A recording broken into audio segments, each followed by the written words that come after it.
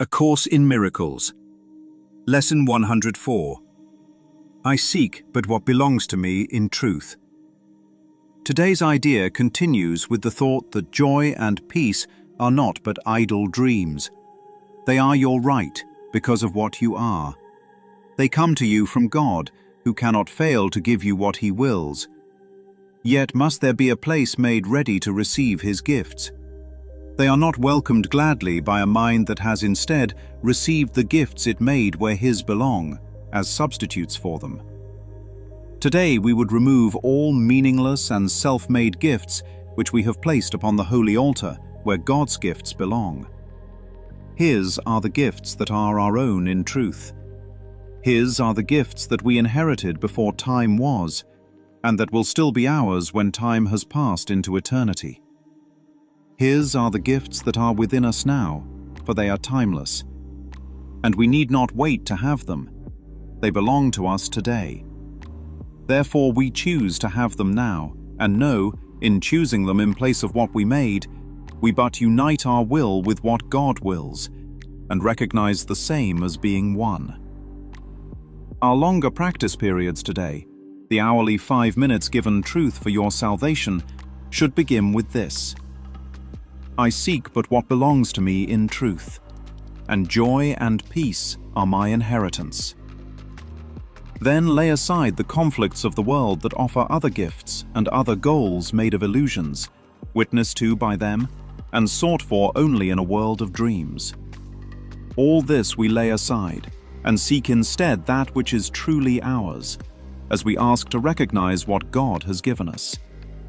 We clear a holy place within our minds before His altar, where His gifts of peace and joy are welcome, and to which we come to find what has been given us by Him. We come in confidence today, aware that what belongs to us in truth is what He gives. And we would wish for nothing else, for nothing else belongs to us in truth.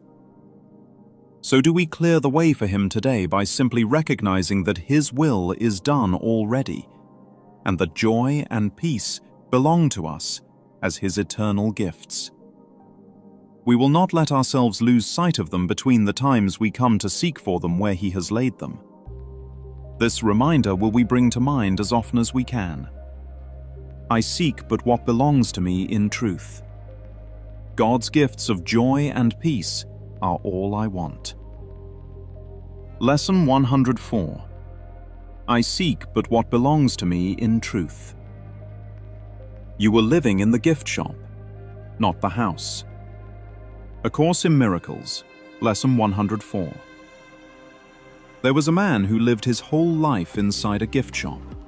Shelves everywhere, shiny things, promising things, labels that read success, love, validation, security.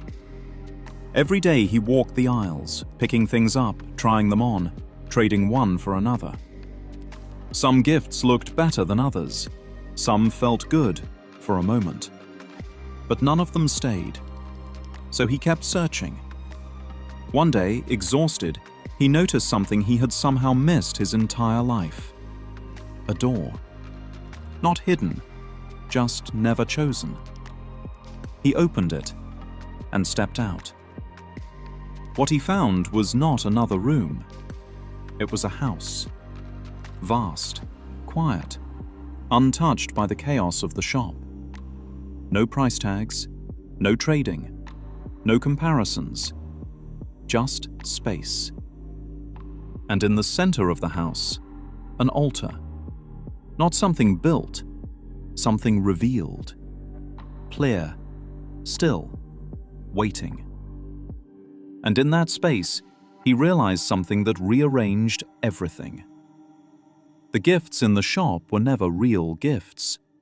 They were substitutes, copies of something he had never actually lost. The altar was not a place to get anything. It was a place where nothing false could stand. A clearing, a return, a recognition. This is Lesson 104. I seek but what belongs to me in truth. The world is the gift shop. Conflict is the sales pitch. Goals are the packaging. And every gift it offers comes with a condition. Become something, prove something, fix something, earn something. But what belongs in truth requires none of that. Joy doesn't need to be achieved. Peace doesn't need to be negotiated. They are not outcomes. They are inheritance. So what is the altar? It is not outside. It is not physical. It is the cleared mind. The space where nothing has been placed before God.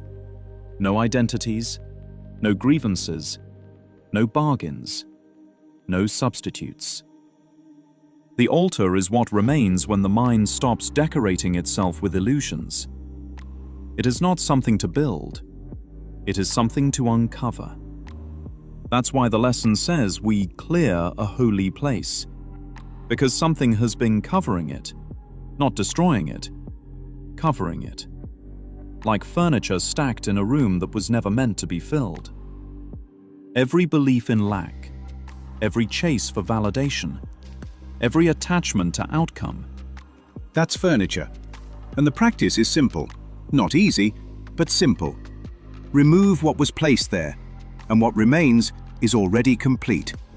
That's why it says God's will is already done, because nothing real is in process, nothing real is pending, nothing real is waiting on time. Time is the shop, eternity is the house, and the altar is the doorway between them. So the question isn't, what are the other gifts?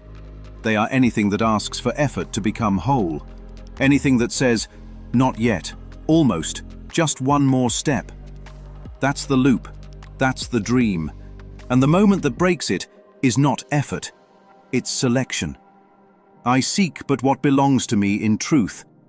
That is not a wish, it is a refusal to keep shopping, a refusal to keep negotiating with illusions, a refusal to keep placing substitutes on the altar. And in that refusal, something quiet returns. Not added, recognized. Like stepping out of noise and realizing silence was never gone. So the story ends where it always was. The man never needed the shop. The house was always his. The altar was always intact. And the gifts were never missing.